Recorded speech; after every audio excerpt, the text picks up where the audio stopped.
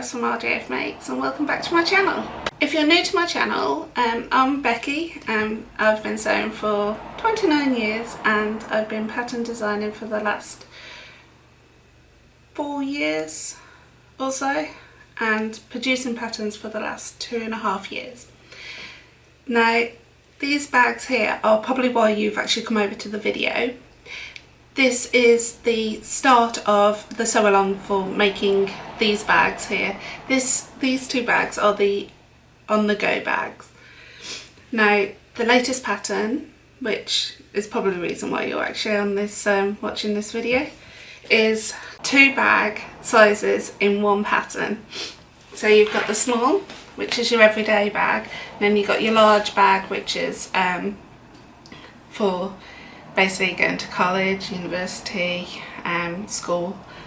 Yeah, so the key elements of this bag is the featured panel at the front and featured pocket at the back. And this is the reason why people have been screaming at me for actually producing this pattern and making it available for the public. So you'll see in the next few minutes a sew along basically from start to finish within the pattern. There is added bits into the actual video that you will not be getting in the pattern, so it's advisable to watch both. What I do actually add in the actual video is how to add certain bits of hardware, which I don't basically mention how to do that within the actual pattern, like adding the handmade tag on the bottom and how to add a rivet within your actual bag. So the pattern comes as either a digital download or a paper pattern. The paper pattern you can buy from myself. When you get your pattern, there'll be a super large template sheet. You can either trace the shapes upon some tracing paper and then basically cut the tracing paper out, or you can just cut that paper template sheet up into the templates that you need to produce this bag.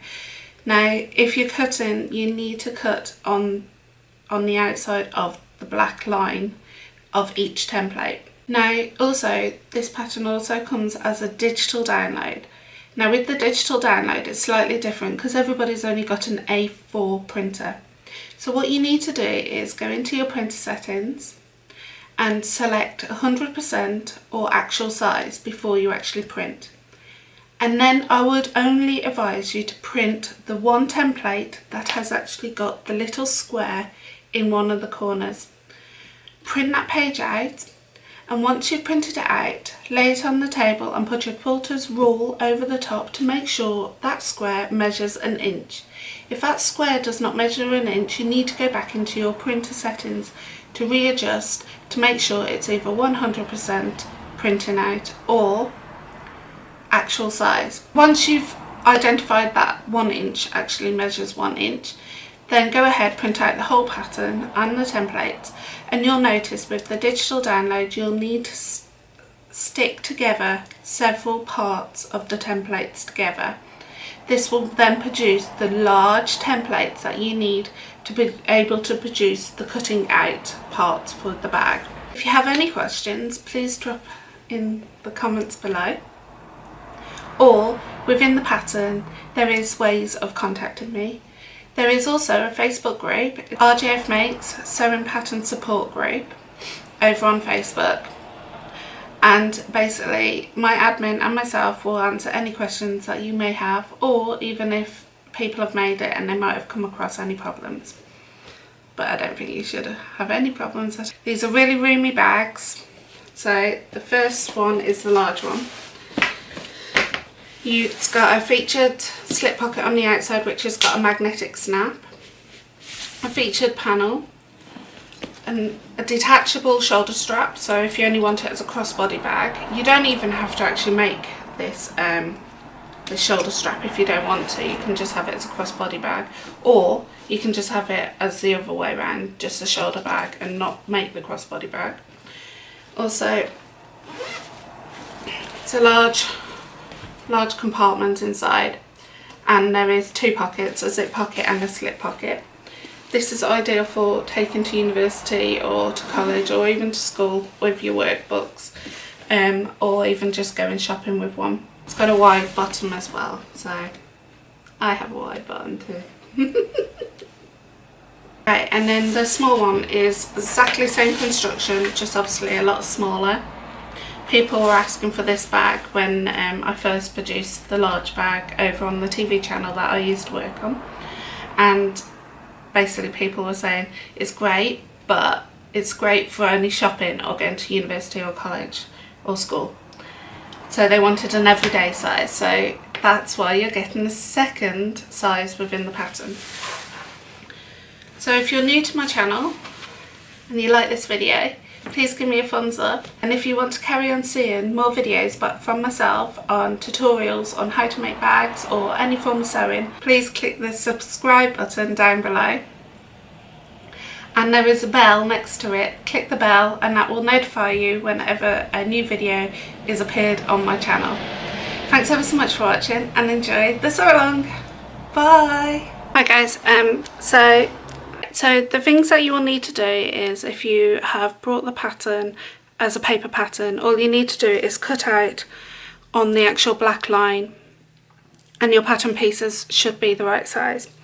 If you are doing a printed out PDF digital pattern, first of all, before you print out the whole pattern, you'll notice there's a square on one of the pattern sheets. Put your quarters rule over the top. Make sure that square is 1 inch. If that square is not 1 inch, you need to go back to your computer settings and your printer settings and reprint that actual pattern piece again with the square to make sure that it's actually 1 inch. If it's not 1 inch, you will not get the true measurements that are needed for the bag. And then with the PDF copies, the digital downloads, you will need to stick them together like this, so it will end up being like a patchwork, and that will be on 3 of the actual pattern pieces. Now the 3 of the pattern pieces per bag. So for instance, the small will come over several pages, the large will come over quite a large amount of pages, and then basically if you stick them all together, then cut out the pattern piece. Right, so the next thing you will need to source is your bag hardware, and depending on whether you're making the small bag or the medium, the large bag, there is only 2 pieces of hardware that measures different between the both bags. As I'm doing the small bag today, the swirl hooks that I'll be using are 3/4 of an inch wide, so that's this part here.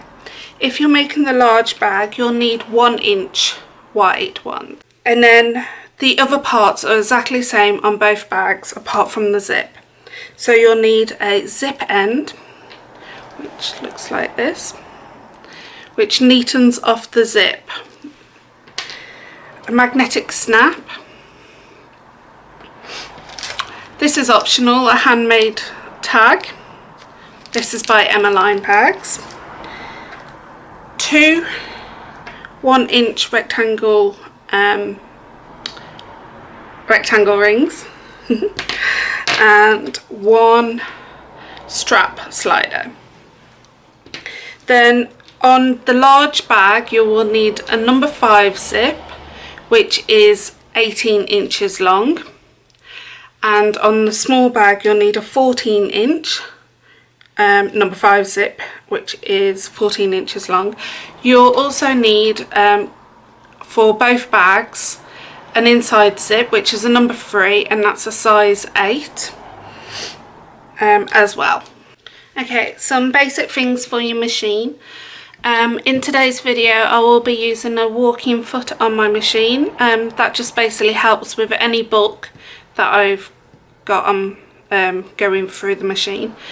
The machine that I'm using is an Elna Pro 720. The needle that I have in is a size 16 needle. It doesn't have to be a Janome, which Elna is. It can be a universal brand. It just needs to be a size 16. And the thread that I'm using is Gutermann Sew All thread, which is a polyester thread. So I'm not going to tell you now which ones I've interfaced. I will actually tell you as I go through the video.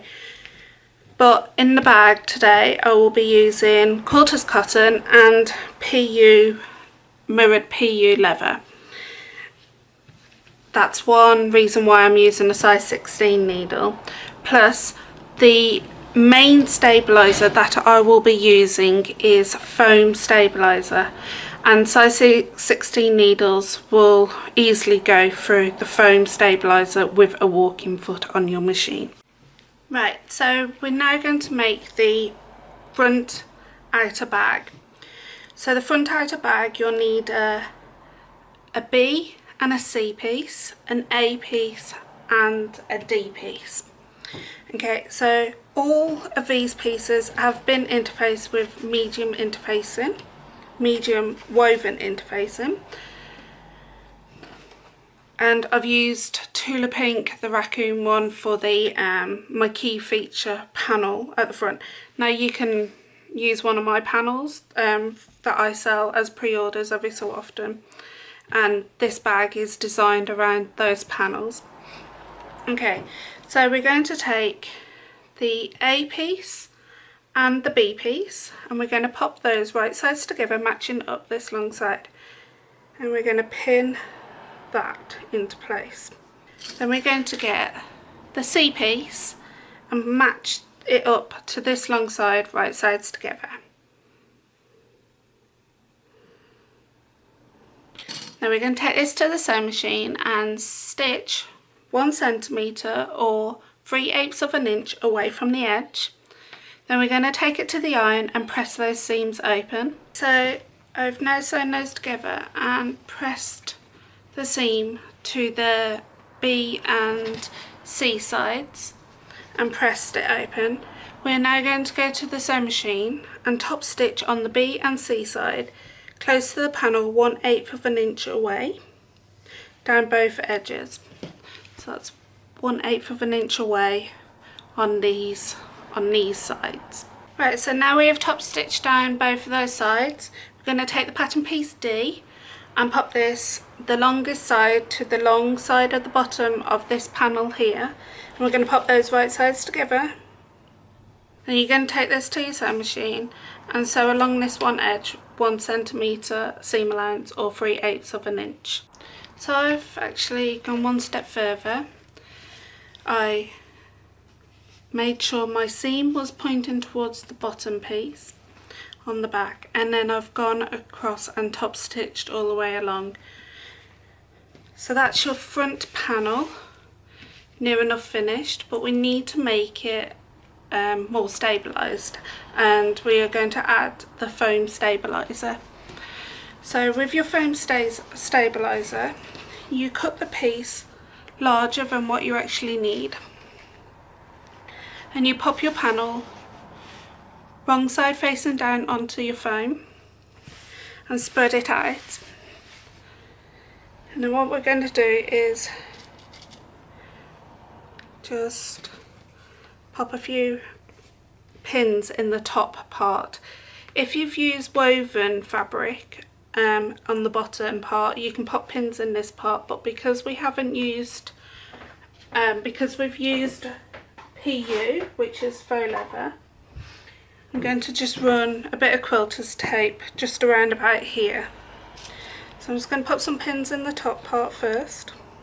Okay, and then I'm just going to, just on the back here, just run a few strips of quilter's tape, but I'm not going anywhere near the edge. So I'm just popping it in.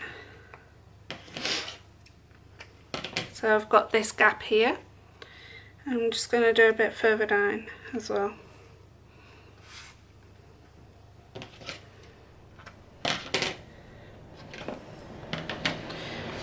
Right, so I'm just going to peel off this backing tape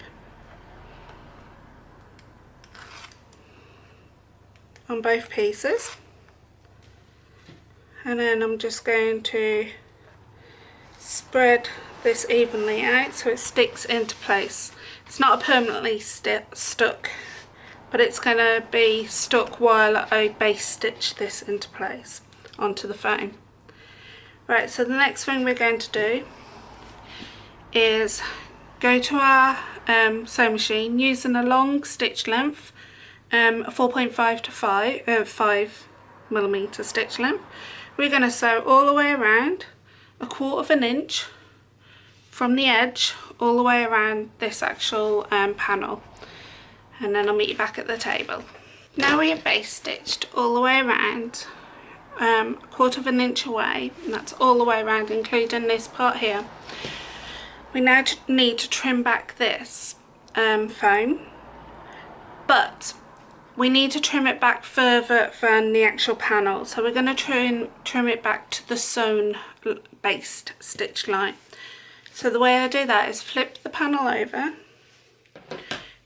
get my scissors, and I'm going in at an angle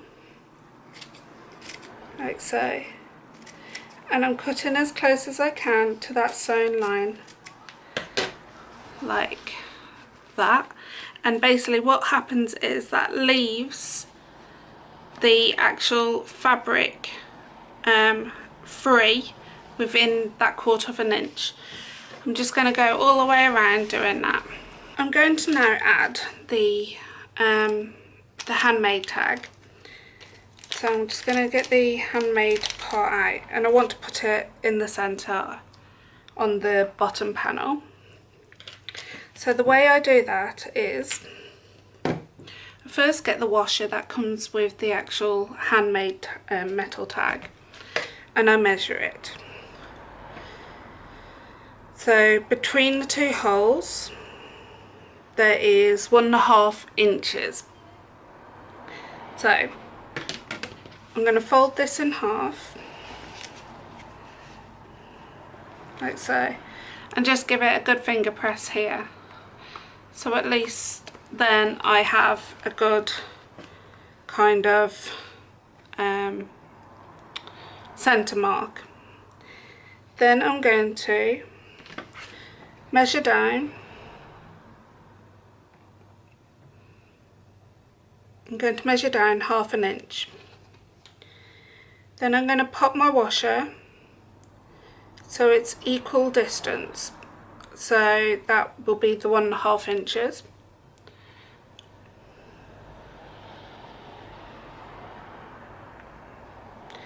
I'm going to keep my finger on, remove my quilter's rule, and just measure both sides.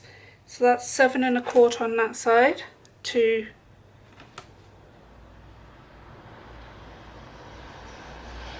actually on the actual hole, the first hole of the washer, that will be 7 1/4, and I will repeat that on this one, and that's 7 1/4. And then I'm just going to get my pen, making sure that's still 1/2 inch down, and I'm just going to mark 2 holes, 2 marks through those holes, and remove my washer. The next thing I'm going to do is get a pair of pliers that punches a hole. These are prim ones, and I'm just going to punch a hole on those 2 marks. So I'm going to have to roll this up a bit to be able to get it inside this area.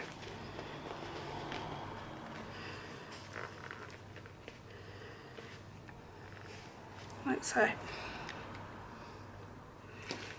There's one. I'll do the same with this one.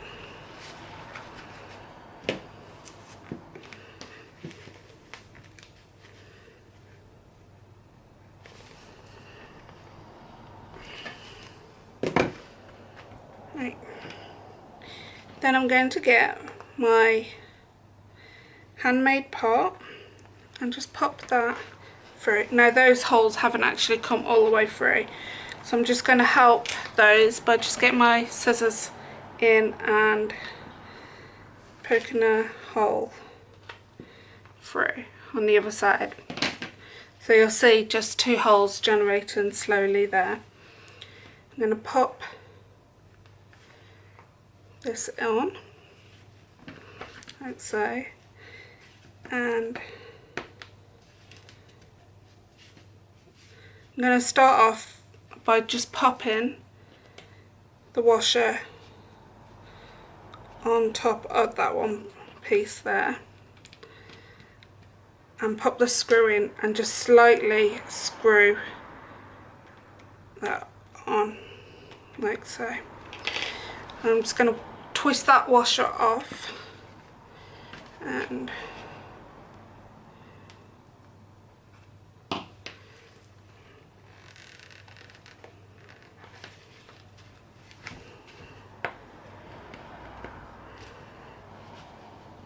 just help the foam around that hole to make sure I can get to that to that actual barrel that's on the handmade part. And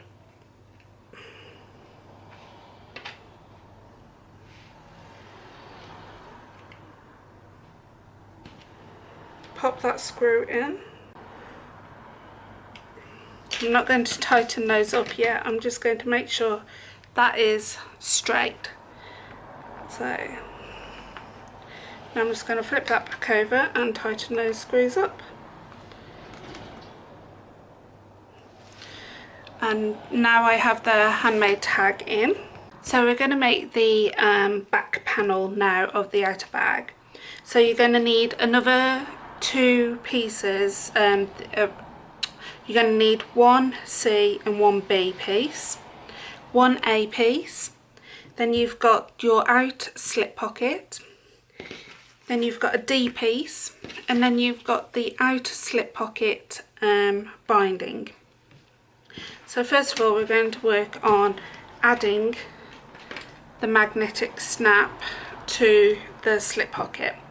So for this we just need the male part. The male part is the one with the little pimple sticking out, and the female part is where the dimple's inverted inside, and it's also the female version is slightly thicker than the male one.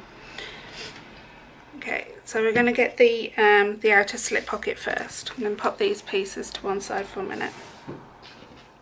You're going to this pocket will make your outer part of the pocket as well as your lining part of the pocket. Now if you use a plain piece of fabric you will basically have no directional or print. Unfortunately, because I've gone for a directional or print where the raccoons are going the same way, when I come to fold it in half, my raccoon at the front will be facing the correct way, but if I flip this over, which is the lining part, the raccoon would be upside down. But that doesn't really bother me at all. But if you are bothered by that, my advice is to use a multi-printed piece of fabric. So that's multi-directional piece of fabric.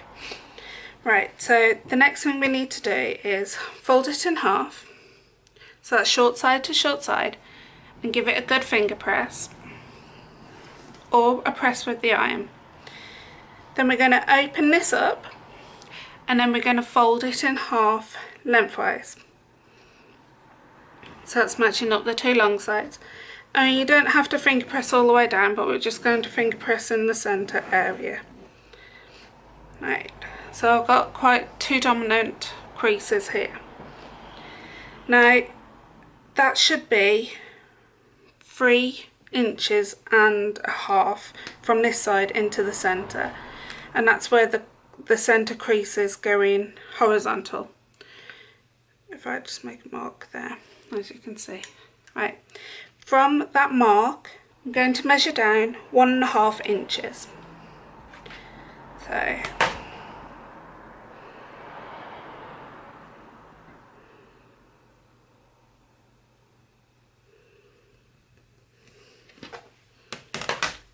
And then what I'm going to do is get the washer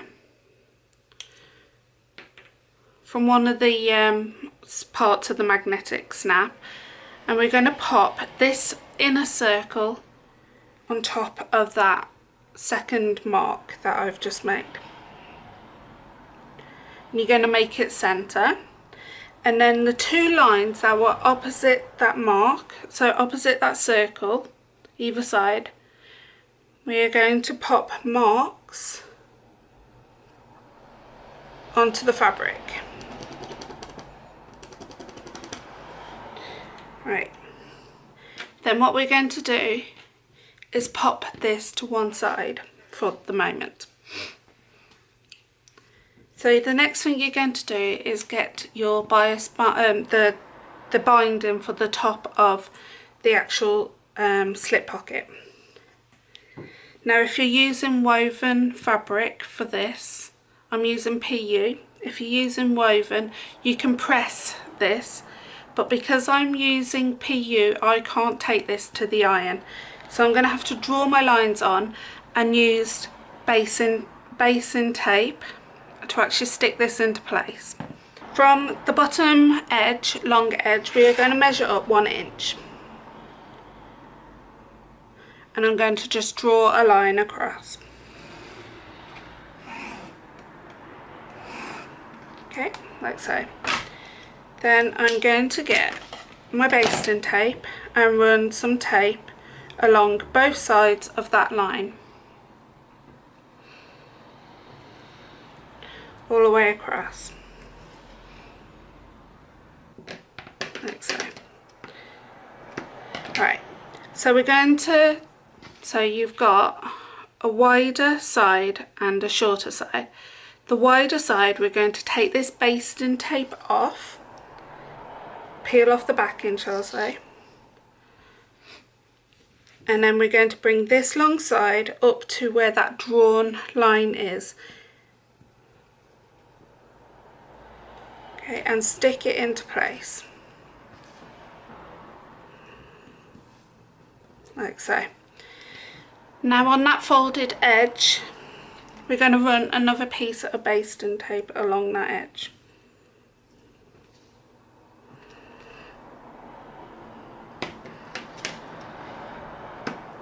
Okay. Now we're going to grab that slip pocket and fold it in half, so it's short side to short side, and that's wrong side to wrong side. And we are going to work from the right, the front facing, not the back facing in my case, as the raccoon's upside down. And we're going to peel off the backing on the folded side of the actual binding. Okay. We're going to flip this over, so I've got the wrong side facing up now, and pop this onto that binding. Yes, you will have a overhang, but that's fine. This folded edge should match up to where that drawn line is, or where the top of that folded raw edge is. So, and you're going to stick that into place, and as you can see, it's right next to that. Then we're going to peel off this piece of backing tape here.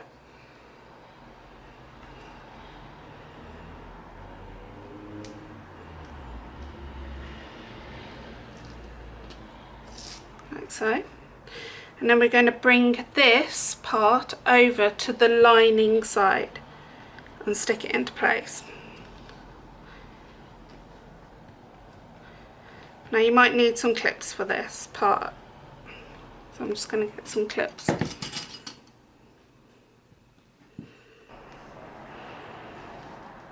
Right, you're going to go to your sewing machine, flip it over, so you're sewing from the right side of the outside pocket. You're going to go to your sewing machine and stitch 1/8 of an inch away from this edge here first. And then once you've gone all the way across, you're then going to stitch 1/8 of an inch away from that top edge as well. So you will have 2 sewn lines. I'll meet you back at the table. Right, so once I sewed it all together, I realised that my stitching on the first row of stitching hadn't caught the back. So I ended up having to do 3 rows of stitches. The first row was 1/8 of an inch away from this pocket edge. Then I moved it up to 1/4 of an inch away. And then I did a 1/8 of an inch away on the top. That extra line is so I know this is sewn into place. So next thing I'm going to do is just trim these back so it's level with the outside slip pocket. I'm just going to use my scissors for that. Right, so for the next part we are going to need the male side of the magnetic snap, that's the one with the dimple, and a washer. We're going to need a quick unpick, and you're going to need some fray stop or fray check. Right, so we're going to open this up, and those 2 lines that we made, those 2 there, I'm just going to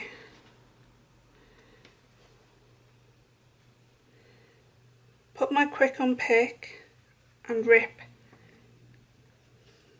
pop a hole just as big as those lines. So I now have 2 holes.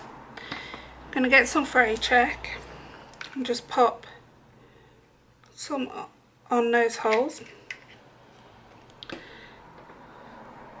We're going to get the male part of the magnetic snap, flip this over and pop the magnetic snap through those holes,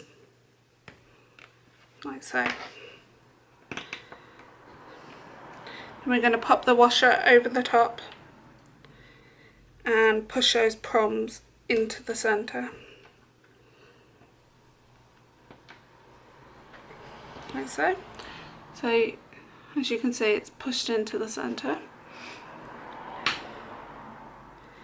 Okay, now we can go one step further here, just for reassurance. Get some electrical tape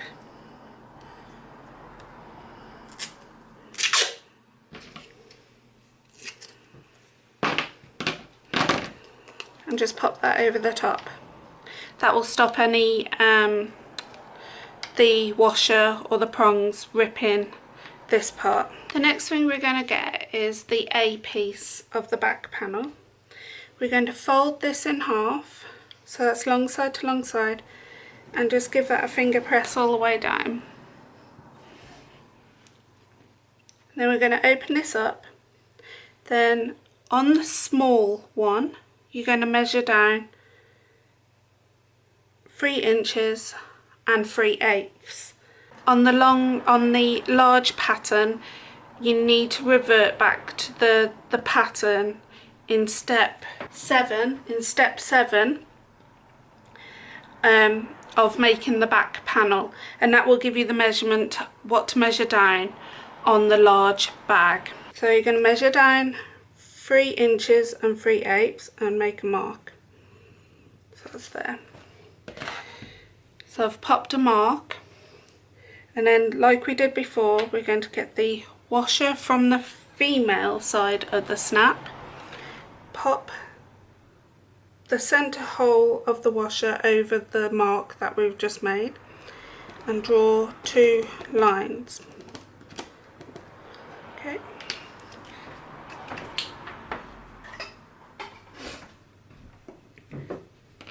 Then you're going to cut those 2 lines.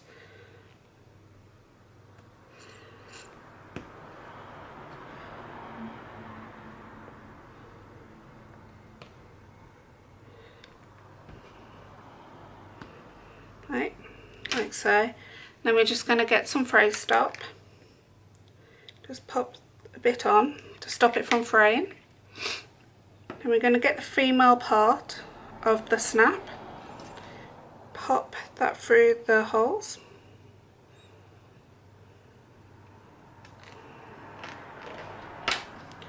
flip that over, pop the washer over the top, bend the prongs into the centre,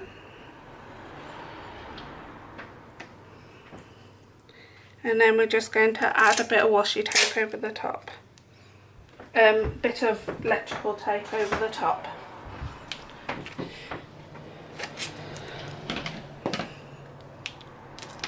And stick that on top.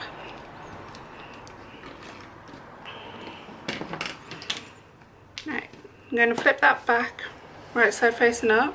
If you want to at this point give it a press just to get rid of those two creases.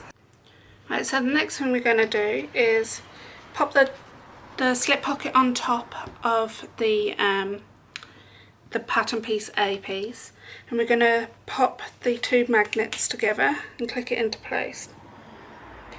Next thing we're going to do is get our quarters rule. We just want to make sure that's basically perfectly straight.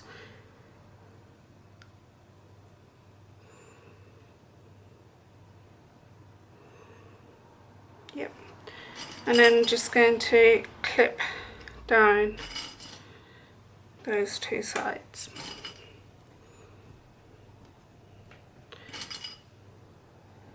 Like so, to hold it into place. We're going to go to the sewing machine, flip this over and stitch from this side, because as you can see there's slightly overhang of the slip pocket. So I'm going to sew within the seam allowance, so I'm going to stitch around about 1/4 inch away from this edge, all the way down on both these sides, and then I'm going to trim this back, so this slip pocket back to where the pattern piece A piece is. Right, so I've trimmed back that slip pocket away from trimmed back the slip pocket so there is no excess of the slip pocket. We're going to pop that right side facing up, and just like we did with the front panel, we now treat this like we're making the front panel. So you get your pattern piece B and C and pop those right sides together on those two long sides.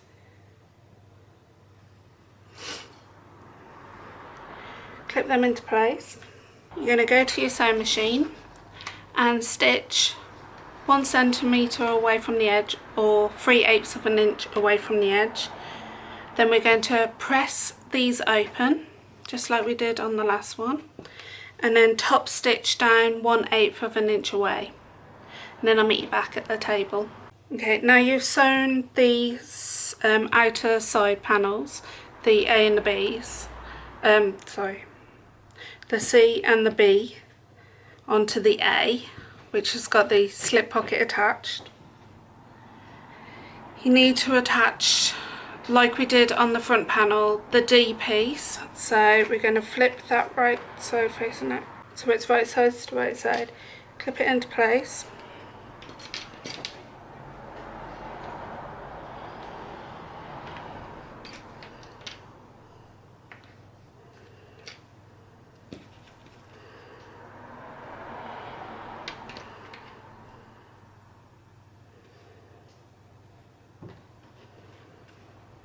So then we're going to go to the sewing machine and stitch 1 centimetre away, or 3/8 of an inch away from this straight line. And then once we've sewn, we're going to pull this down and top stitch like we did on the previous panel, 1/8 of an inch away from the fold on the PU side. Right, I've top stitched along that edge approximately 1/8 of an inch away, and give or take. So the next thing we're going to do is attach this panel to the foam just like we did with the first outer panel. So I'm just going to pop some pins in on the top part.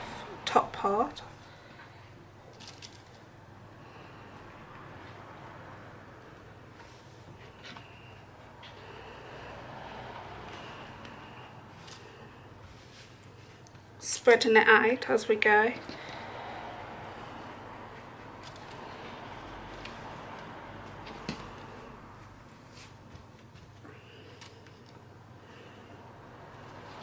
Just pop one in there because there's a bit of a crease. Oh no, there's one crease there as well. Right, and then like we did on the other panel, I'm going to peel this back and just run some quilter's tape along that PU.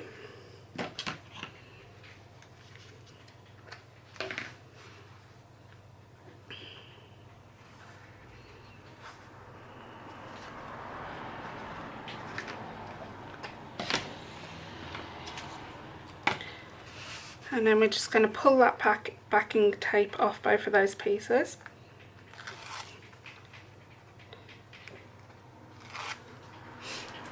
Like so. And we're just going to press that into to where we need it to be. Right, so we're going to go to the sewing machine and stitch 1/4 inch all the way around using a stitch length number 5. And then I'll meet you back at the table. Right, so just like before, we need to trim back the foam, but we're going to trim it back to the sewn line, the sewn base line. So we're going to flip this over and peel it back, and my scissors are at an angle and I'm cutting as close as I can to that sewn line. I'm just going to go all the way around to finish off this back panel. Right, so now we've trimmed back the foam 1/4 inch away from the edge. You've got your 2 outer panels finished. I'm going to pop these to one side and we're going to move on to making the lining of the bag, making the inside zip pocket. Right, so you're going to get one pattern piece E and fold that in half. And give it a finger press. And now you have a centre crease. You're going to get your zip pocket lining and fold that in half lengthwise and crease. Right, so depending on which size you're doing, you'll need to refer back to your pattern for this. So you need to measure up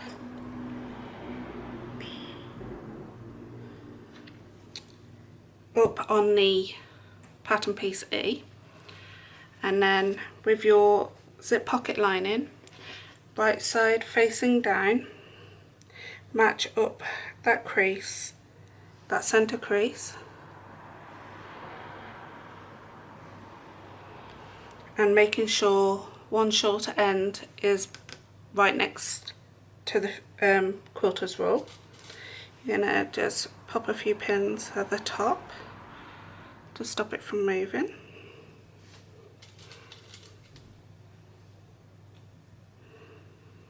Okay.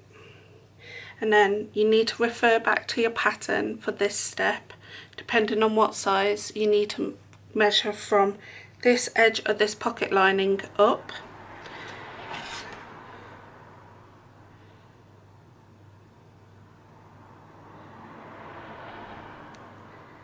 And both bags take will need a 7-inch drawn line for the zip. So I'm just going to draw in my first line.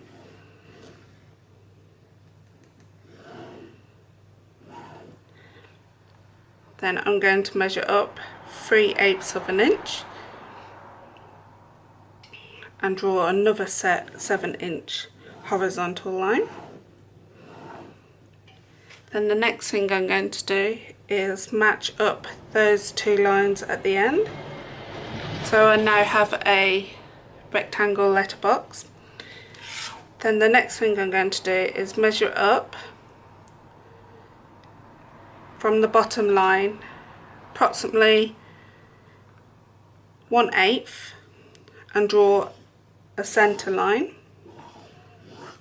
Okay, Then we're going to measure from the 2 short lines inside of this box, 1/2 inch on both sides, and then from this outer edge of the box we are going to do 2 triangles up to that 1/2 inch mark.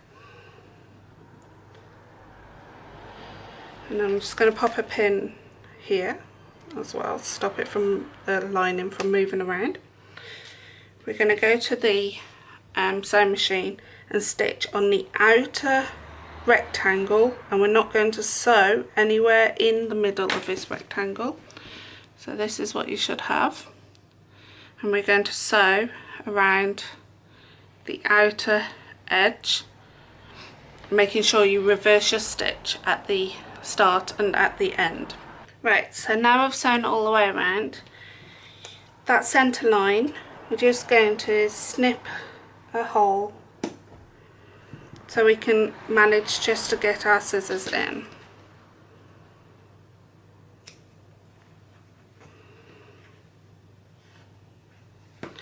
Right, and then we're going to cut to that first 1/2 inch mark where the tip of the triangle is, and then we're going to do it to the other side. And then the next thing we're going to do is cut down those 2 triangle lines, and we're going to cut as close as we can to that sewn line. So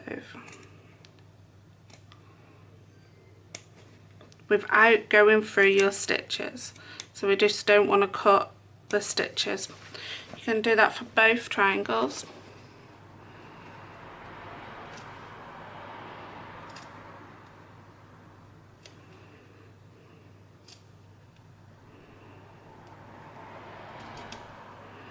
Okay, so you should be left with the triangles like this.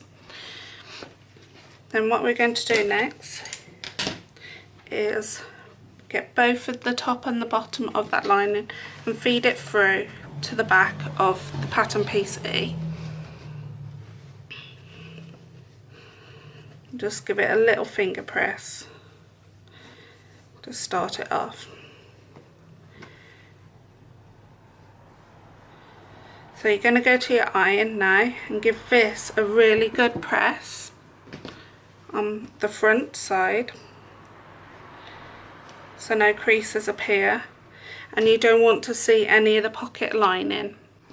Right, so now I've pressed it, I'm going to flip it over so I can see the pocket lining, and what I'm going to do is run some quilter's tape on the top and bottom of the rectangle letterbox. Then we're going to peel off the backing of both of those.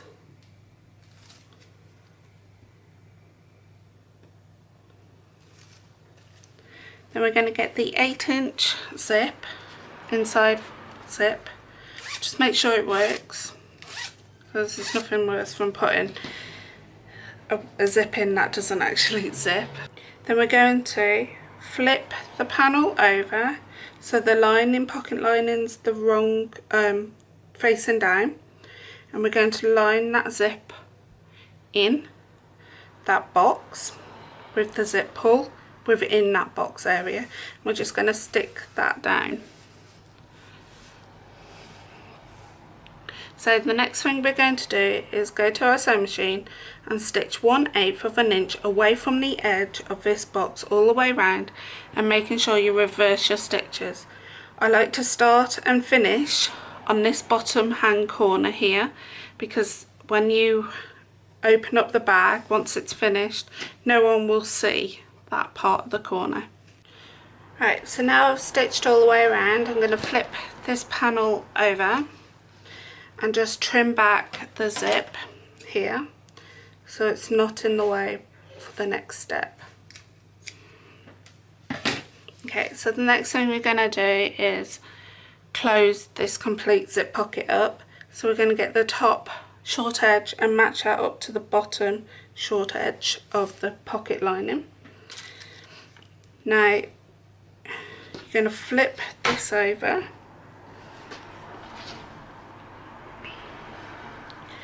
and just pop a few pins in just the pocket lining.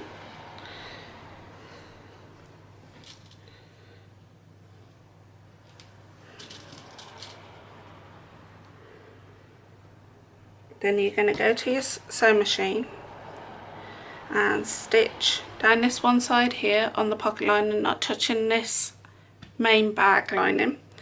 Then you fold that up, carry on stitching across the bottom of the pocket lining.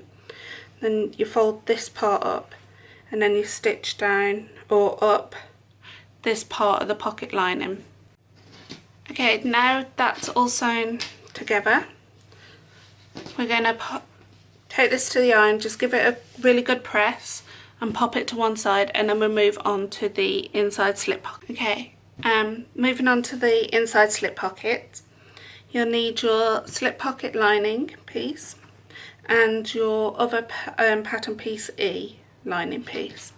I'm going to pop this to one side for the moment. We're going to work with the pocket lining. So the first thing we're going to do is take the short end and match it up with this short end, and just finger press that fold. Then we're just going to pop some pins down the two long sides.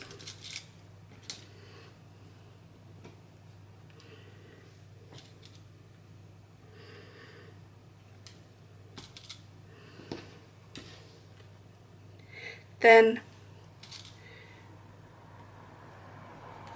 on the bottom edge we're going to mark approximately 3 inches in the centre with 2 marks. Then we're going to go to our sewing machine and start from the top fold. We're going to sew down here and across here, reversing our stitch here and here, and the same on this side, reverse our stitch on this side all the way down and reverse a stitch here. And we're using a 1 centimetre seam allowance or 3/8 of an inch seam allowance, using a stitch length between a 2.4 or 3 on your machine. Right, so now I've sewn down the 2 long sides and into the centre of the bottom. We're just going to trim back those seam allowance to 1/8 of an inch away from that sewn line on both sides, but we're leaving the gap that we have left as a turning gap. Okay, so we're going to get a poker tool. I've just using a chopstick. Open up that gap that we left and push out the lining through that gap. So we're turning it right side facing out. You're going to get your poker stick inside that hole, that gap, and poke out the corners. Roll in those seams on the side, on both sides, and the 2 little bits that you sewed at the bottom. Then you're going to, where that gap is, you're going to poke the 2 pieces of lining that are sticking out up inside the little bag, the pocket. Now you're going to go to the iron and give us a really good press. Once you've given it a press, top stitch along the edge 1/8 of an inch on the top fold, and then I'll meet you back at the table. Okay, so now I've sewn and top stitched across the top. I'm going to fold this in half and just give it a finger press so I have a crease. Then I'm going to get my pattern piece E and fold that in half and give that a crease. And then I'm going to measure down 4 inches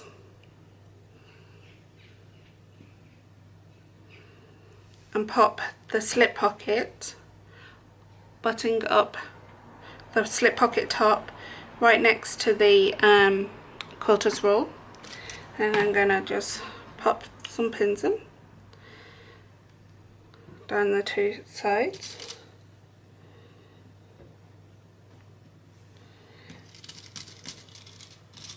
One pin at the bottom.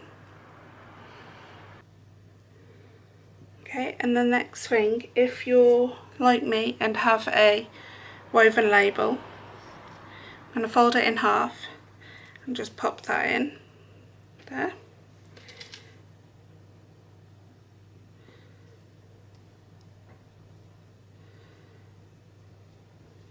And pin that into place.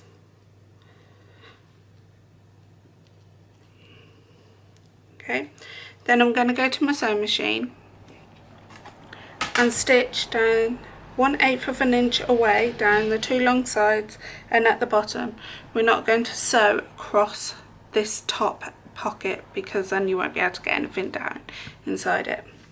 Right, so now I've sewn down the two long sides and the bottom edge. I'm going to pop this to one side and we're going to move on to the zip closure of the bag. Making the recess zip bridge, you'll need your 2 pattern piece for the zip bridge, and both of those are interfaced. You'll need your zip, which is for the corresponding size of bag that you'll be using, quilter's tape, pair of scissors, a needle with some thread, and then you've got the either two options. You've got the tab, which is listed in your cutting out measurements with no interfacing, as your zip end, or you can use one of these metal zip ends for the end of the zip, which I will be doing, but I will show you this how to actually do it as well. Right, so we're just going to pop everything to one side and just work with the zip at the moment. So you'll need your needle and thread. Right, so I'm using a continuous zipper or zip, depending, and basically I've cut it off, made sure my zip pulls on, and then basically I'm going to work from this end here first. So what I'm going to do is pull down the zip and just fold this over, so it's approximately about 3/4 of an inch. As you can see, I've folded it over. We're going to get the needle and thread, and we're just going to, and I've tied a knot at the end of the needle of the thread, and we're just going to sew that fold into place. It's only basic tack stitches that you need.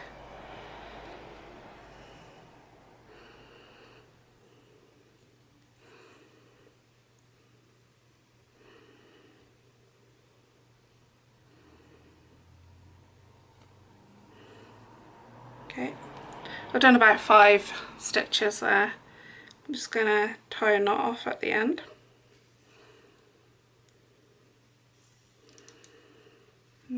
Cut that thread.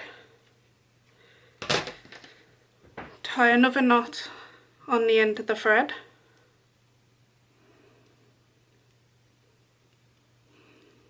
Okay, then we're going to go and repeat the same process on this side.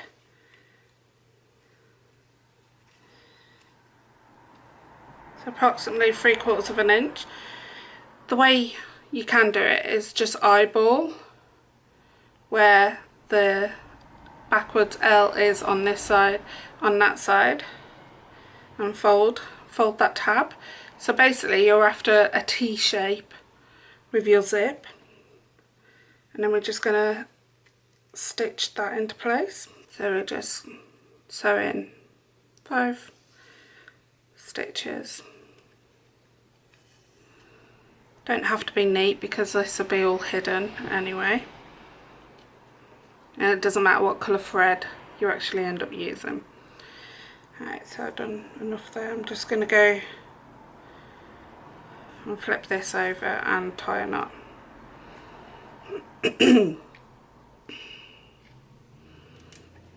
and cut that thread. Okay.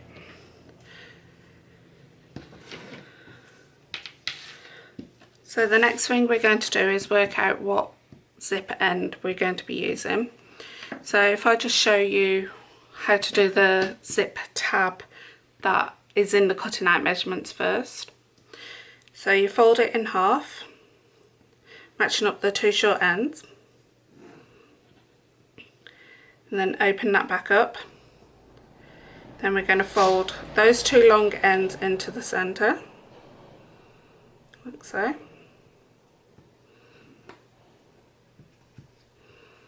And give that a good press on at your own. And then we're going to fold those two short ends into the centre and give that a good press. And I'll meet you back at the table. Right, so now I've pressed everything into the wrong side. So that's the two long sides into the centre, and then the two short sides into the centre. And then I folded it again and gave it a good press. You will get some quilter's tape and run two pieces on the two short folded sides.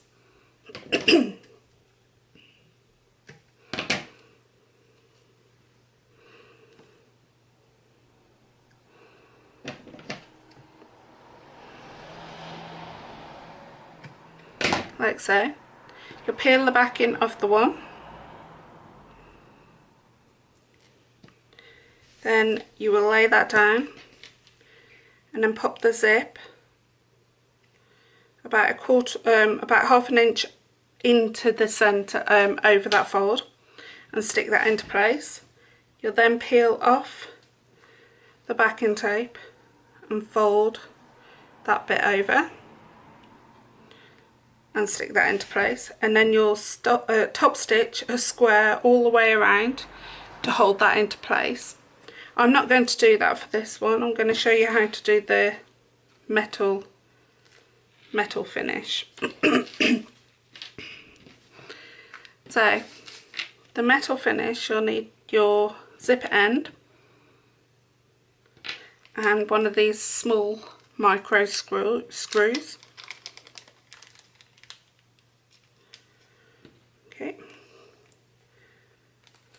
and you'll need a small screwdriver. Okay, so the zipper end here, you're going to fold the tape in so it makes a V shape. Then you're going to pop the zip end, and this is the bottom part of the zip end, which has got the hole in it, and that has to be on the bottom side of the zip, and you're just going to feed those into there as far as they would go. Then you're going to with something sharp, I'm just going to use my quick unpick. You're just going to pop that into that hole and just twistle that around.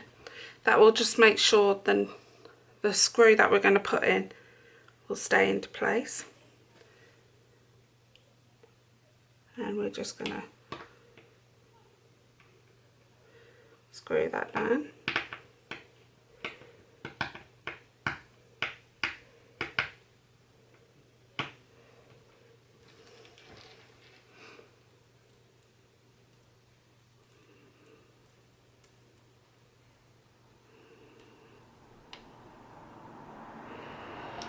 And then you have one finished zip end, and now your zip won't fall off.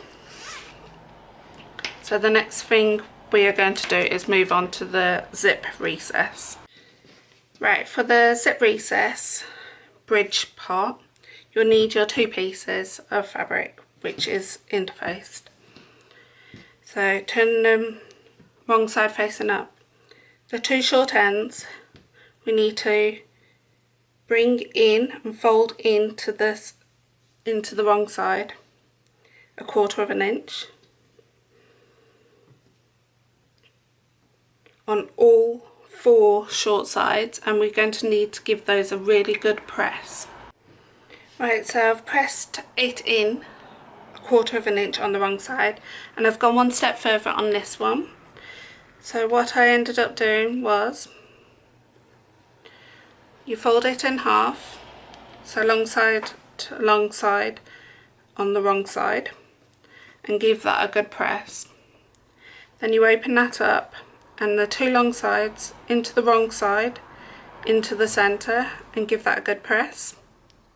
Then you fold it again and give that a really good press. So you need to do that for both pieces, and then we'll move on to the next step. Right, now we've got both of those pressed and folded, we need to now attach it to the zip.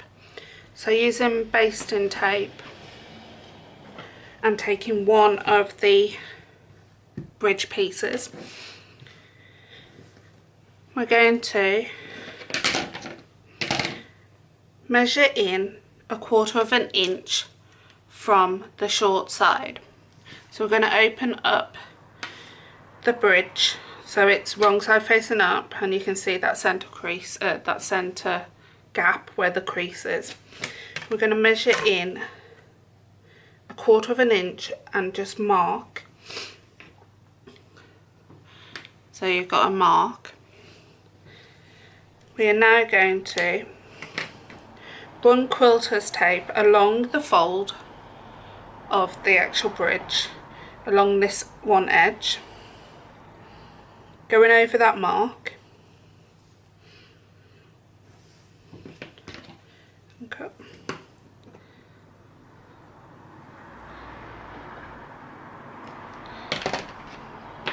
Okay, peel off the backing,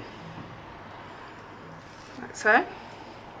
And then we're going to get the zip, and where that mark is where this needs to go. So you pop that, so the mark is right there, and your zip coil is just underneath that. And then you're going to stick the zip into place.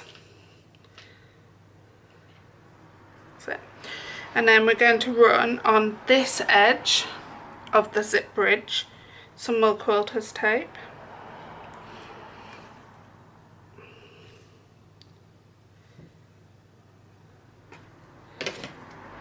All the way across. I'm going to peel off the backing, and then we're going to bring this over and fold it upon itself. So it's now got a sandwich of the zip tape, and the zip coil is in that section, but means that you can sew over that bit and not catch that zip. Now we're just going to repeat the same process for the other one. So we're going to measure in on this part of the folded piece, not this bit, this bit. Going to measure in 1/4 inch and mark. Okay. Run quilter's tape along that edge.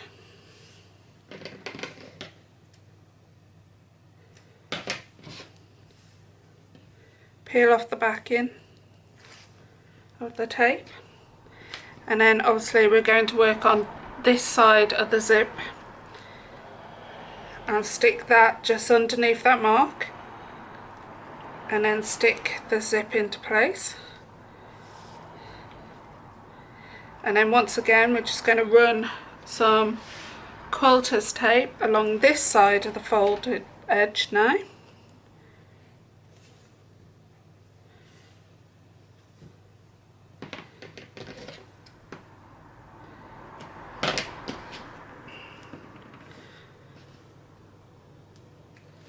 Like so. And we're just going to fold that upon itself to stick that zip into place. Okay, so we're now going to go to the sewing machine and we are going to not sew on these two sides here, but we're going to sew down this short edge, then across 1/8 of an inch away from the edge, then back up. Make sure you reverse your stitches at this side on these two ends, and then we're going to do the same on this side. We're going to stitch down and across and then back up again, making sure you reverse your stitches on these two ends. But we're not going to sew these two ends yet, these two long sides. Right, so now I have sewn down the two short ends on this side and across, and the two short ends on this side. We now have a fully working zip bridge, which the zip pull doesn't fall off. What we need to do is fold this in half, matching up the zip bridge, just two short ends, and find the centre of both sides.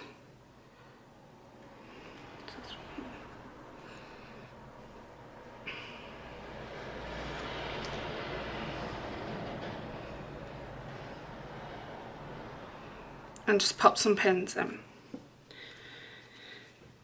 Right, so you need to grab one of your pattern piece E's, which has now got either the slip pocket or the zip pocket attached to it. You need to fold this in half once again, just to make sure you've got that dead centre crease, which I have. Now, depending on which bag you're making, you'll need to refer to your pattern for this in step 1, and it will tell you how far to measure down for the what size bag that you're making.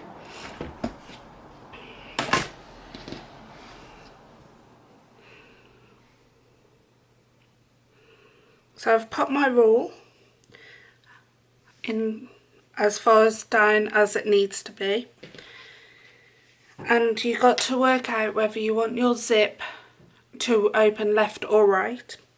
I like mine opening this way on all my bags. So this is now the one that's got the E pattern piece that's got my slip pocket will now become the front part of the bag. Right, so the thing we need to do now is flip the bridge over. I'm working on the blue pin side at the moment. I'm going to flip the bridge over so it's the wrong side facing up, and run quilter's tape along this one edge here.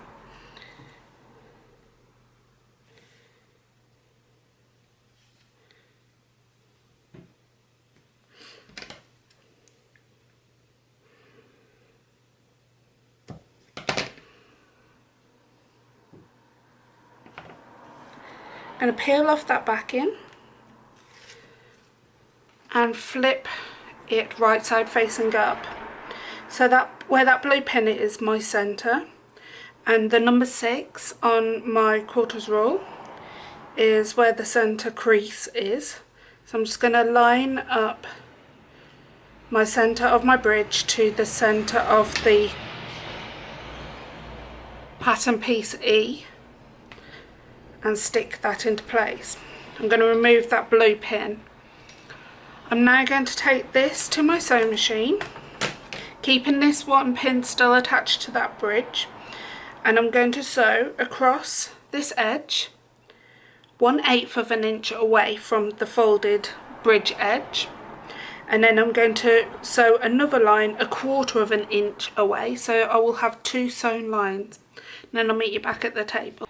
Right, so I've now done 2 rows of stitching. I'm just going to press just underneath that last line of stitching and just finger pressing. This will help start making the shape of how it will lie once it's in the bag.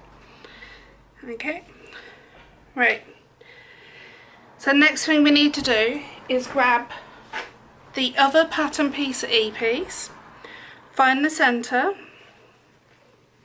by folding it in half and just giving that a good press. Pop that to one side. We need to just run some quilter's tape along the edge of the other side of the bridge.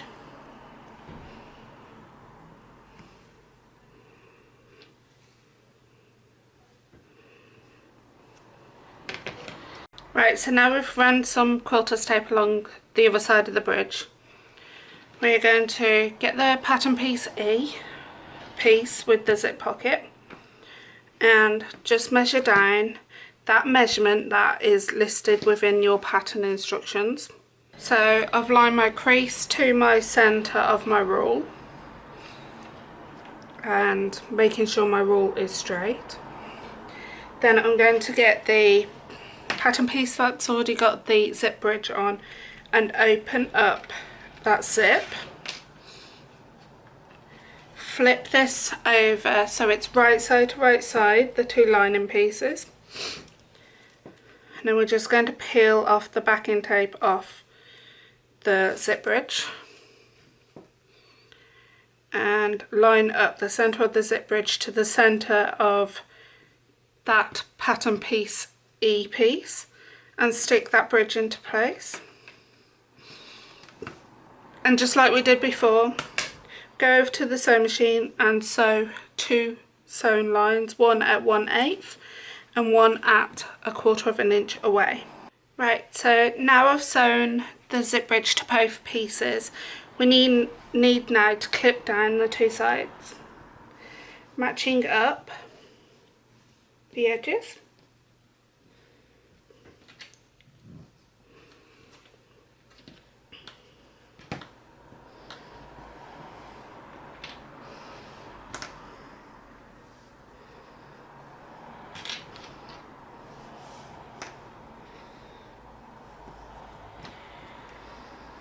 Making sure that this zip end is tucked right underneath inside.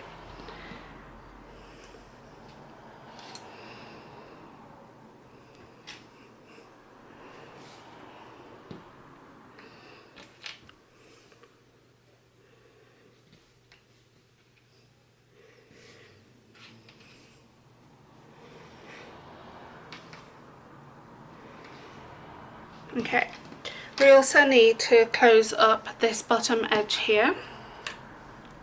So in the pattern I recommend leaving a turning gap at the bottom, and there's two different sizes, one's for one pattern, one's for the other size. So depending on which one you're making, you'll need to leave a specific size. So this is the small one, so we need to leave 6 inches. So I'm not going to sew between these two clips here. So we're going to go to the sewing machine using 1 centimetre seam allowance or 3/8 of an inch. I'm going to sew down both of these two long sides, making sure we reverse our stitches at the top and at the bottom. And then we are going to sew from this part here in to where that clip is, making sure we reverse our stitches on both ends. And then we're going to repeat the same on this side. We are not going to sew this square here or this section here, and then I'll meet you back at the table. Right, so now I've sewn down both these two sides and just into the centre of here, leaving that turning gap. We need to open up these to make our box corners. So to do that, you just pull them apart and nest the seams, the side seam to the bottom seam, and pop a clip and then just clip across. And then repeat for the same process on the other side.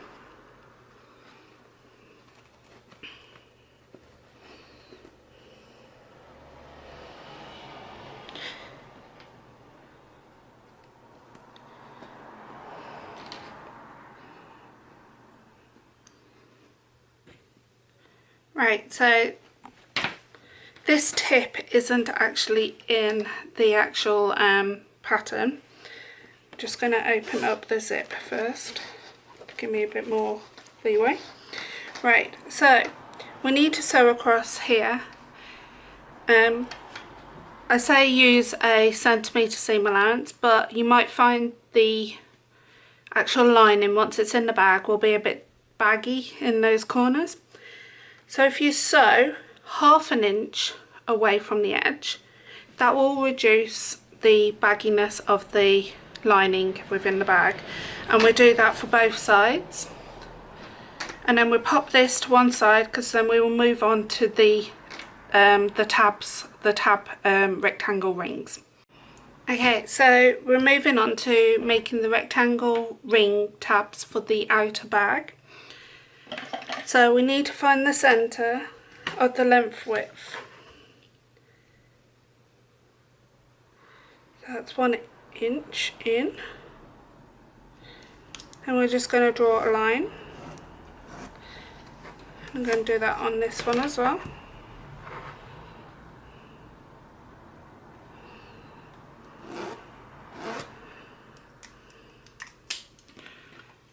Then you're going to get some quilter's tape and run tape either side of that line.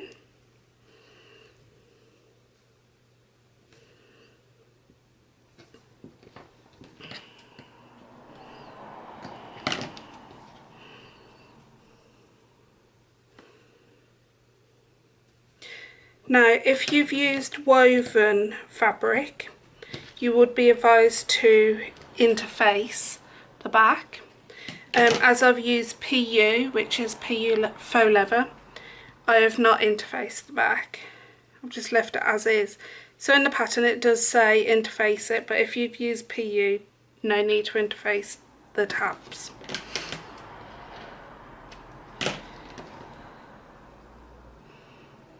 Right, so that's quilter's tape either side. I'm going to peel off the backing off both sides on the one, and we're just going to get that long side and fold it up to the wrong side where that centre line is, and give it a good press. Repeat it for this one, this side.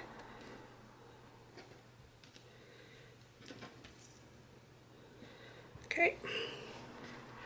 Then the next thing I'm going to do is, on the wrong side, on the two short sides, is just run some quilter's tape on the two ends.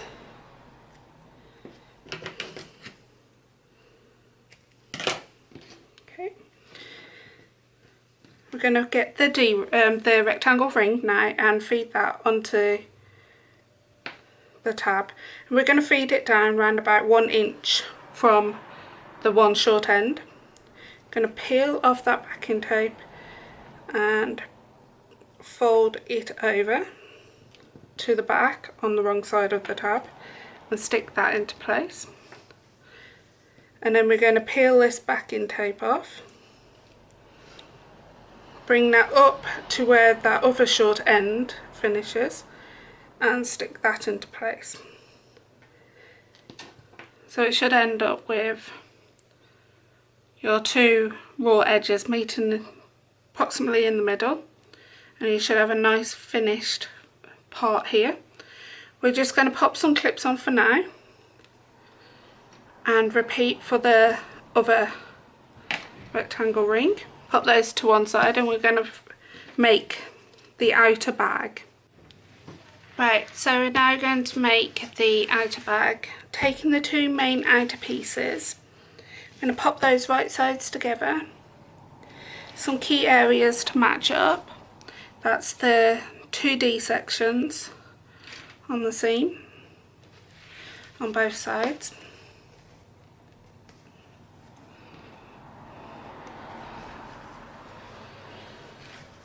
And then we're just going to clip down the edges.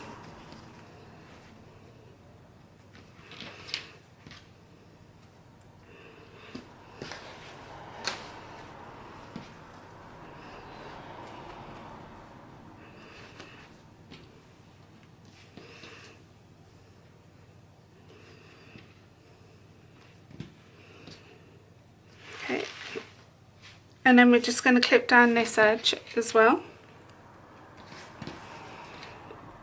Right, so like last time, we're going to sew down the two sides like we did on the lining, but this time we are going to sew completely across here, making sure we reverse our stitches at the ends here, here and here.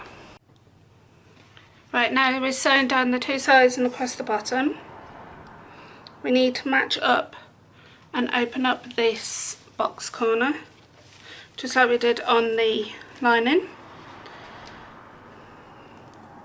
Going to nest those seams. That's vital on this section, because that will cut down any bulk.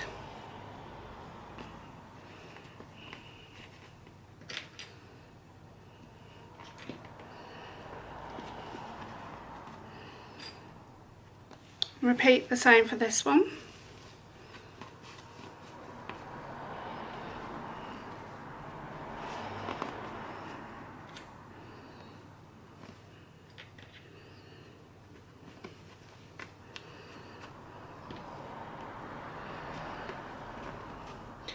Now we're going to go to the sewing machine, and this time we are only going to sew the 1 centimetre seam allowance or 3/8 of an inch seam allowance on both of these box corners, and then I'll meet you back at the table.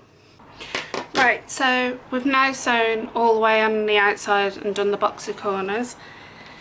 We need to just basically trim back a bit of this seam allowance to cut away bulges and bulks. So I'm just cutting it back by half on every seam.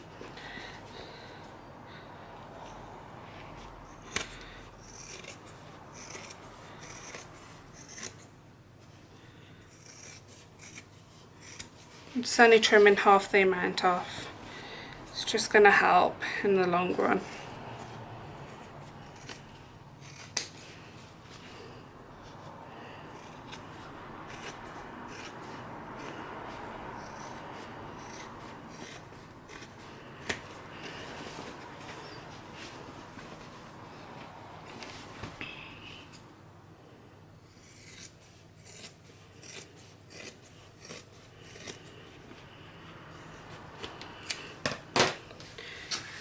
And then we're just going to turn this right side facing out, poking out those corners.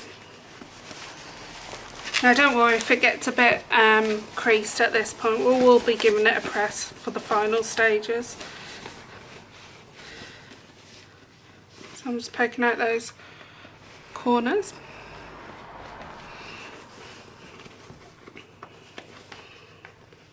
That's it. I'm just rolling it with my hands a bit, those seams.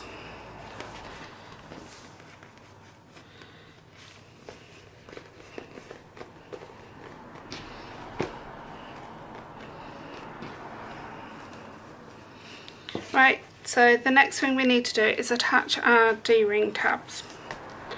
So just pop the bag to one side. We're going to get your D-ring tabs, and I will be sewing these on, but I'm only going to sew the top as close as I can get it to the rectangle ring. So I might put my move my needle over as far as I can go and get it as close as I can to that ring. And then I'm going to sew across the bottom, but I will be putting a rivet in, which look like these. And basically you can use rivets or you can use cargo screws. That's totally up to you, or you don't have to use it. If you're not going to use it, my advice is to do a rectangle all the way around and a cross, just for safekeeping, because we do overfill our bags. Right, so the first thing we need to do is on the back of one rectangle ring, I can take those off now. I'm going to put some more tape on.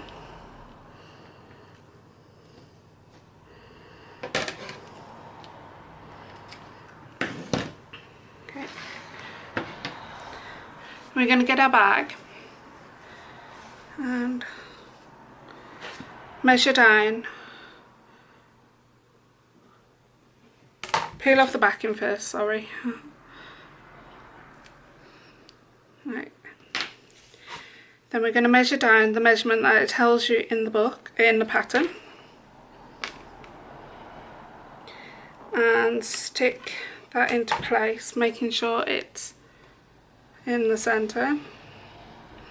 Just going to double check to make sure that hasn't moved. Yep. Now I'm going to go to my sewing machine, stitch as close as I can to this D-ring here, this rectangle ring here, and I'm going to stitch down here.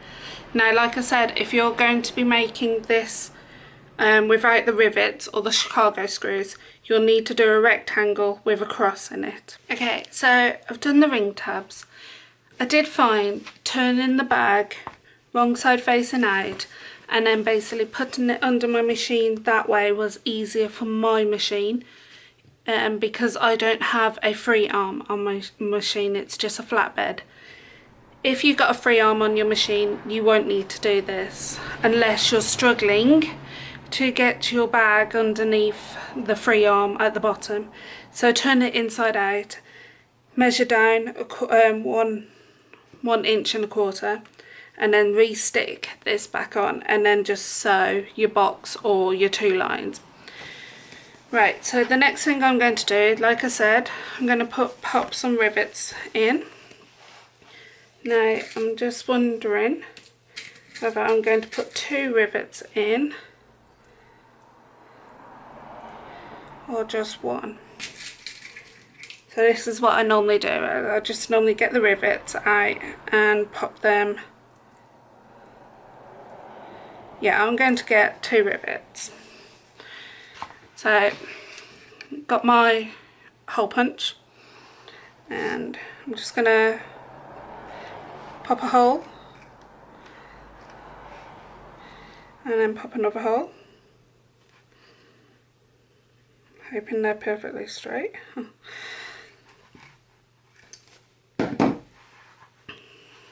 Close. Got the male of the rivet, and I'm just going to poke that through the front so it comes out to the other side. Then I'm going to get the female cap, pop that on top, and you'll hear a click. There you go. And then I'm just going to do the other hole while I'm at it. No, I'm not. Right, so I will do in a minute. If you haven't got one of these tools, you'll need to get a hammer and an anvil. But I've got a rivet press, a hand setting rivet press, so I'm just going to put mine underneath and squash down so that rivet is closed. Now that rivet has been set.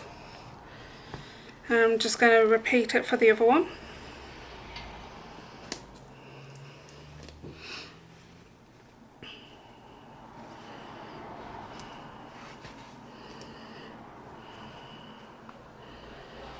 Sometimes you find that your holes don't always go through to the other side, so just going to get a scissors in and poke a bit further through. There you go. There you go. I'm just going to pop the cap on and pop that underneath my rivet press.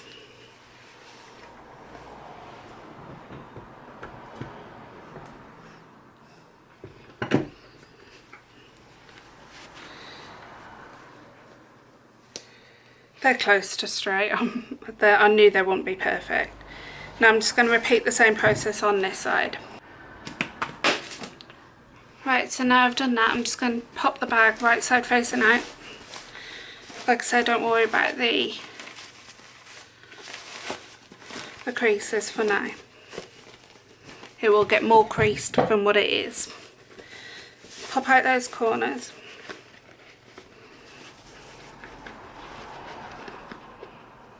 Like so.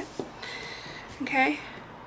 Make sure the rectangle rings are pointing down, and then we're going to get the lining bag.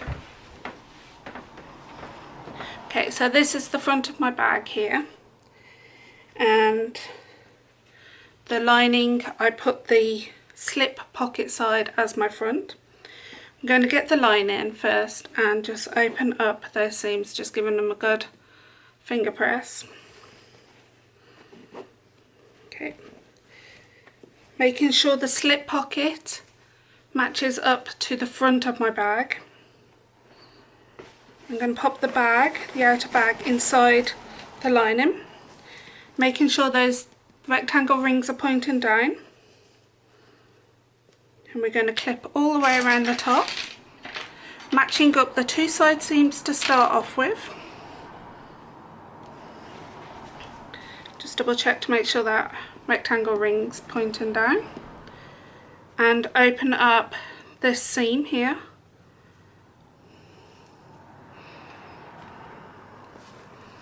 And we're just going to clip all the way around.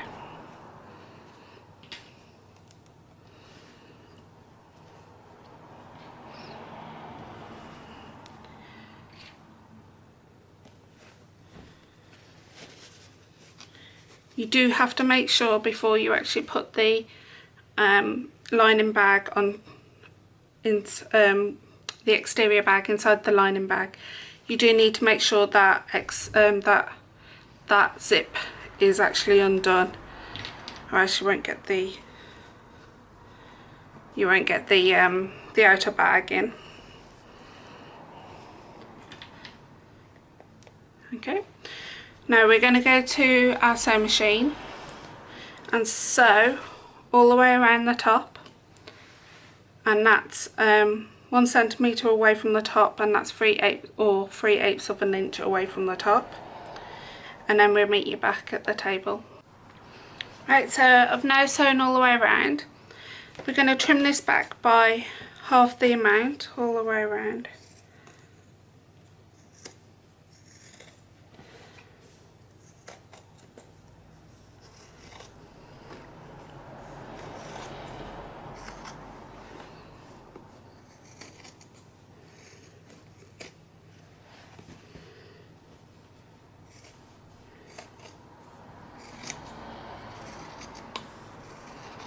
And then once we've gone all the way around, we're going to turn it, everything out. So we're going to go into the bag.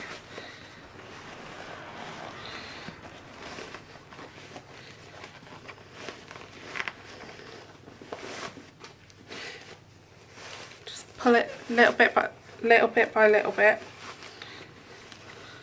poking out those corners.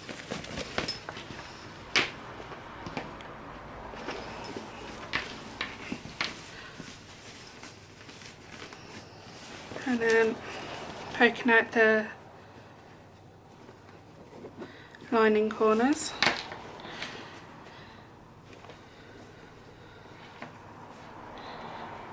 All in those seams.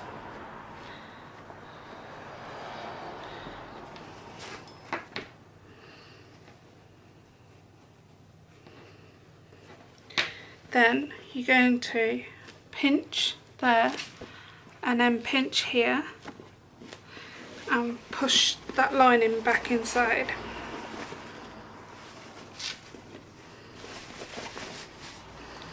Now the bag might collapse upon itself, don't worry, we're going to sort that out.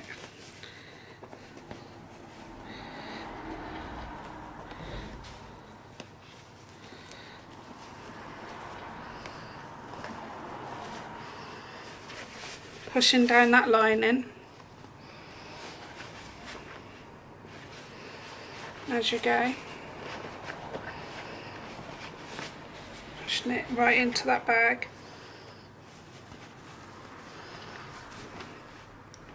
So the next thing we're going to do is go to our iron and give this top edge a really good press, and what you want to not see is the lining from the outside. So you've got to just keep rolling the seam. if you've used PU leather on the tabs, just make sure you don't catch the iron in this area, or else you'll melt the PU plastic. And if you use PU on this bit, just make sure the iron doesn't go near it. And then I'll meet you back at the table. Now I've pressed all the way around, because I've got a flatbed on my sewing machine, I will need to turn this bag inside out. But if you've got a free arm, my advice is to take your free arm apart and then top stitch 1/4 of an inch all the way around. But I'm going to have to turn this bag inside out. Okay. So I'm just going to poke out and stretch everything to make sure it's in the shape and not in the way. I'm just going to get some clips, rolling it so the outer is looking a bit into the lining. I'm just going to do that all the way around.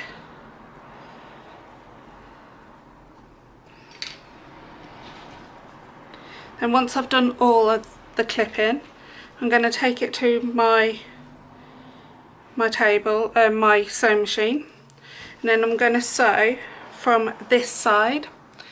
So my bag, my needle will be going into this part here, and I'll just have to keep moving this out the way.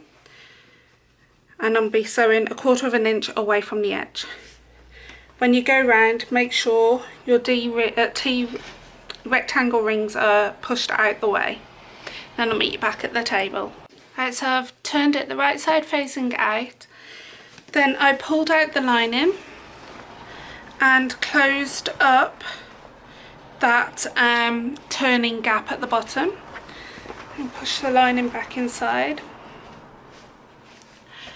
And now we kind of have the finished bag. We just need to make the strap. So that's the bridge. If you wanted to, you can pop some towels, bath towel inside, and just give this a good press, because there is a few creases here and there on the bag. So that's what I will do, and then we'll move on to the next step. Right, so the next thing we are moving on to is the crossbody strap of the bag. Right, so I didn't have enough fabric to make one long strip of the access fabric. So I'm going to have to sew these two together.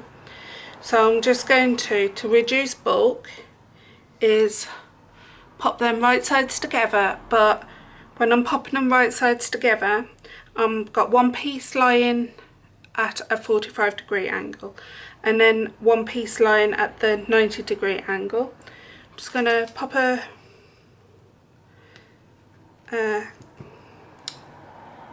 pin in, and then I'm going to sew at an angle from here to here across, and then I'll meet you back at the table.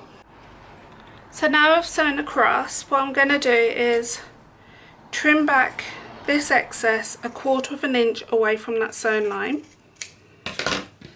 Then I'm going to go to my iron and press this seam open, like so. Just do a finger press for now.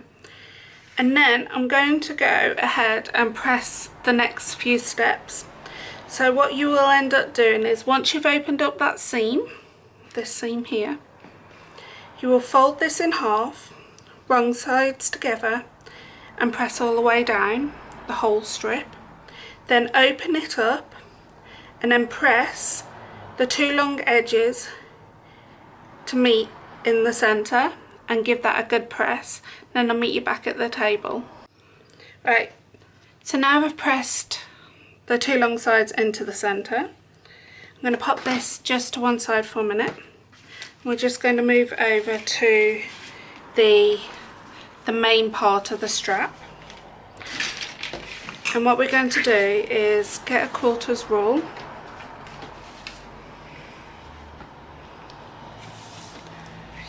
and we're going to find the centre. So this is a 2-inch strap, so we're going to measure in to the centre 1 inch. And we're just going to keep marking all the way down,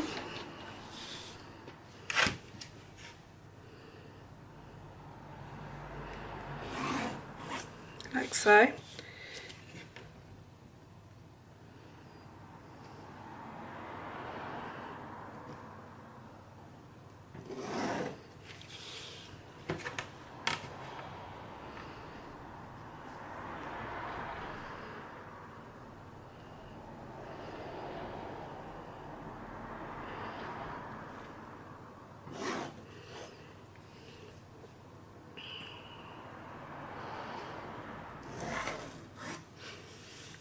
Until we get to the end. Then the next thing we're going to do is run quilter's tape either side of that line.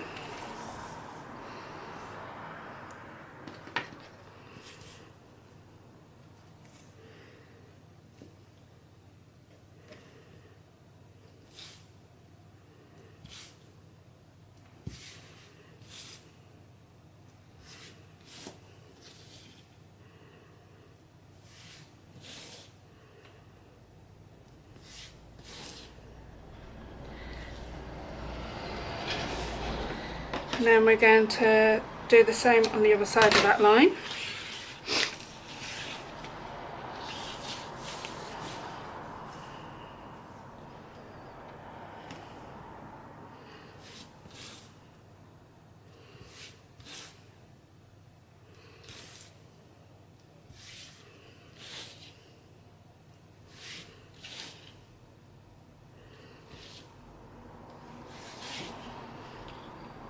And then the next thing we're going to do is peel off one of the backing strips,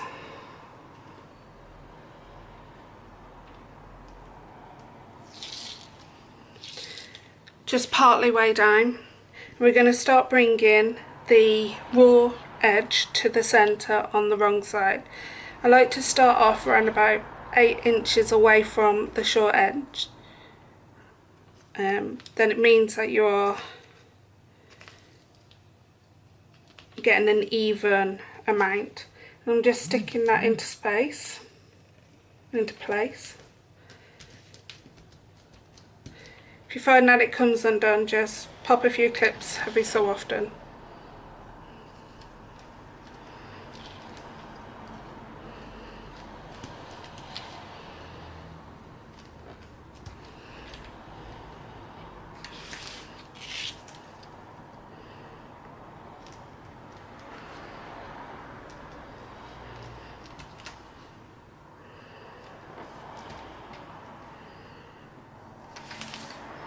And you're going to do that all the way down, and then you're going to repeat it for the other side, and then I'll tell you what the next step is.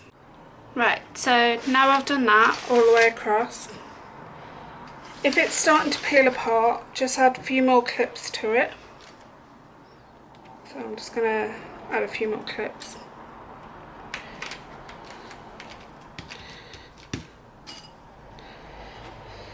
Right, but that's no big problem. Right, so you're going to get the accent piece, and we're just going to run quilter's tape in the centre all the way along.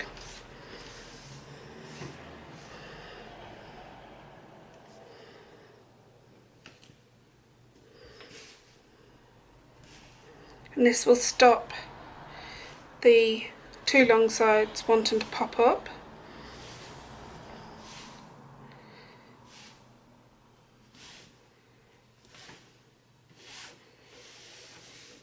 Now this might be a bit too long for the strap. I will cut it down.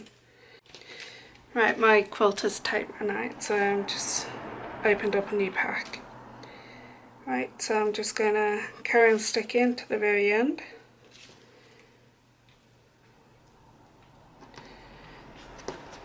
Like so. Okay. Now this has really started to come apart because that took some time, so I really am going to really clip this at the moment.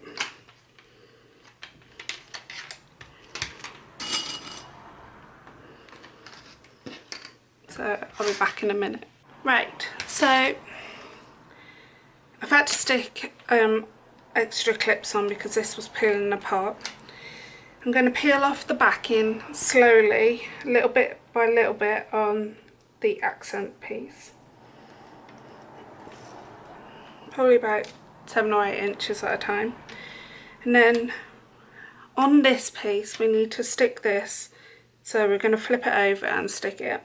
But we're going to measure down 3 inches before we start sticking this. So I'm just going to stick that into place and pop the clips as I go, making sure this is in the centre, like so. If I need more clips, I'm just going to grab them, like so.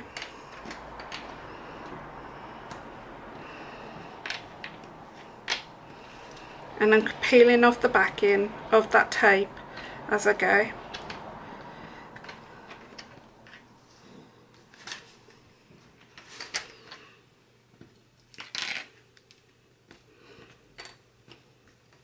I'm making sure I've got a bit of pink of the bottom strap, the top strap part, overhanging. So I've got a piece either side. Approximately 1/8 of an inch each side.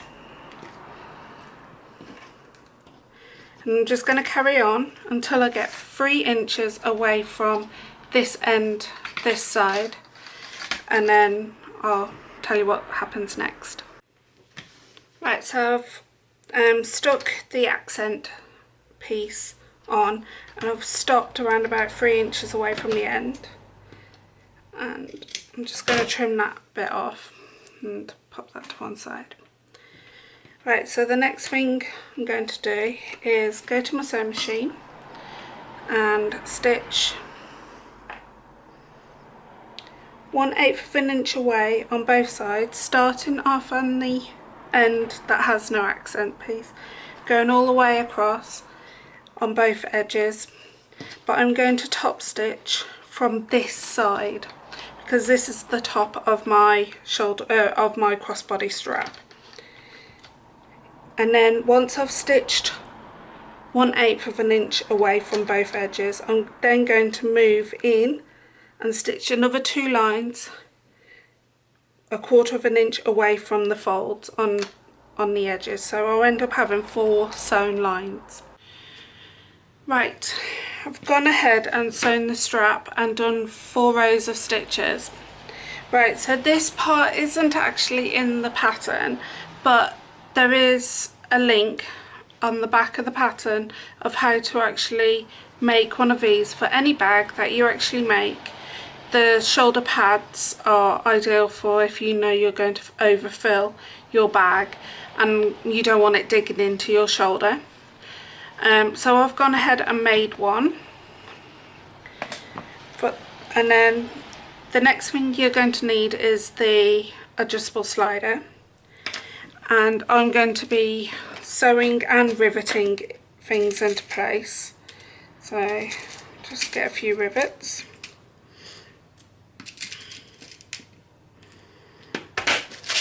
Okay, so we're going to get the end of our strap and just neaten off that end. So I'm just cutting just under 1/2 inch. Okay, so I've neated it off that end. This is my top side, which is the shiny side, and this part is my bottom side. Okay, so I'm gonna feed this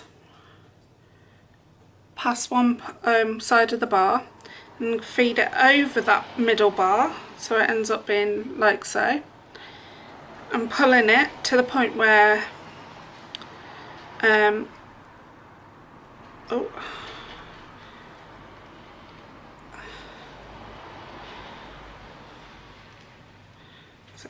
to about 1/2 inch comes out of the accent. I'm going to fold part of that in, that raw strap part in. So I'm going to fold about 1 inch, and then I'm going to fold that upon it back itself, approximately 1.5 inches. Going to pop a clip on that. Then the next thing I'm going to do is just go to my sewing machine and sew over that bit, or you can just pop a rivet in or a Chicago screw. But if you're going to just do that, you've got to make sure you get all the layers of where you've actually folded over. But for peace of mind, I like to sew across that, so just bear with me. I'm just going to sew across that. Right, I actually sewed that, and I actually ended up sewing it twice, just for extra precaution. I'm just going to punch a hole in the centre here. That's it.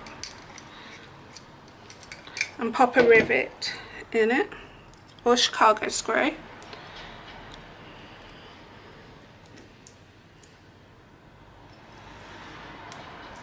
Okay, and then I'm just going to get my hand press and press that into place.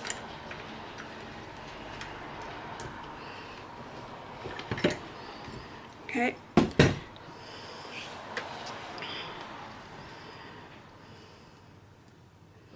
So the next thing we need to do is get the bag, just put those out of the way, get the bag, and this is my front. I'm putting that towards my body.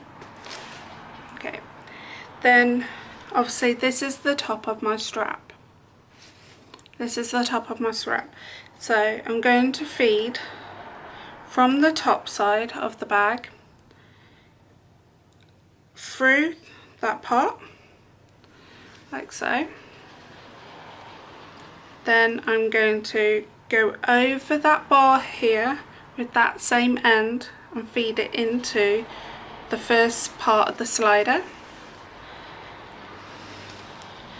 Then I'm going to feed this part over that centre bar and pull that through. Then before I go any further, I'm just going to neaten up this end by cutting about just over 1/4 inch.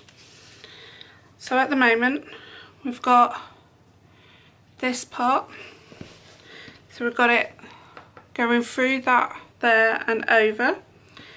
Then we're going to get the shoulder pad, if you wanted to add the shoulder pad, and we're going to feed it through that sleeve section, like so. I'm going to feed it a bit further on to the bag, but I'll move it around once I'm comfortable and happy and done this part. Then the next thing we're going to do is move over to this rectangular ring here. Rather than going through the top, we are going to go through the underneath and feed it through to the top, and then we're going to fold that raw end upon itself and then fold it over just like we did before. Pop a clip into place, and then I'm going to go back to my sewing machine and sew 2 rows of stitches here, and then I'll pop a rivet in. So I'll be back in a minute. Right, so I've just double stitched across, and I'm just going to add that last rivet into the crossbody strap.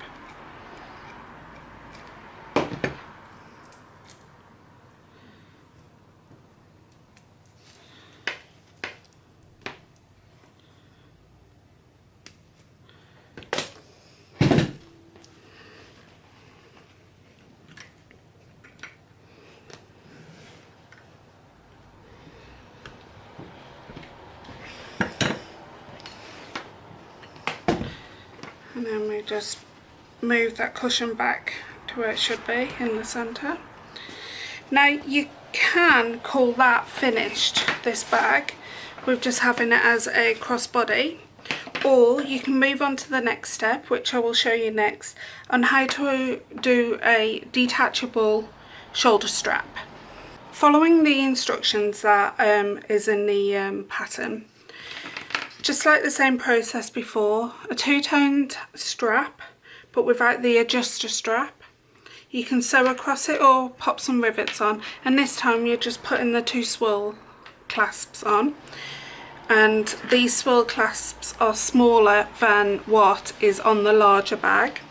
And then there's just basically clip this onto those rectangles,